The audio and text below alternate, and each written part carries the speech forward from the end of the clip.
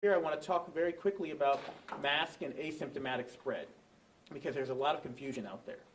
The virus which causes COVID-19 is called SARS-CoV-2. And SARS-CoV-2 comes from a family of viruses that include MERS, which we also dealt with here in Indiana a few years ago, and the common cold.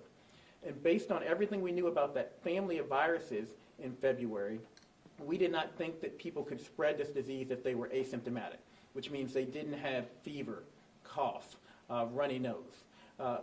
If Dr. Sutter and I were in a room together and he had the common cold, I would likely know it. He'd be sneezing, he'd have a runny nose, he'd feel bad, he'd look bad, and we would know to stay away from each other.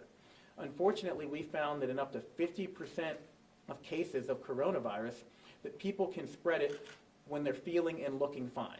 That is why we changed our recommendations. That is why we now ask that people wear a face mask when they are out in public, particularly if they can't maintain social distancing. This should not be political.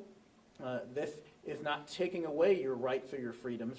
As a matter of fact, this is a tool to freedom, because if we don't do the things that will lower spread, more places will be forced to close.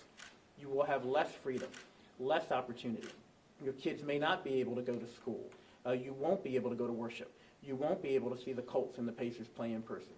But if we do our part, 3 W's, wear a mask, wash your hands, watch your distance, we can safely reopen, and we can actually get back to a sense of new normal until we get a vaccine, which Dr. Fauci assures me we're still on track for by the end of this year, beginning of next year. So bear with us, follow the 3 W's, get us through this simple timeline,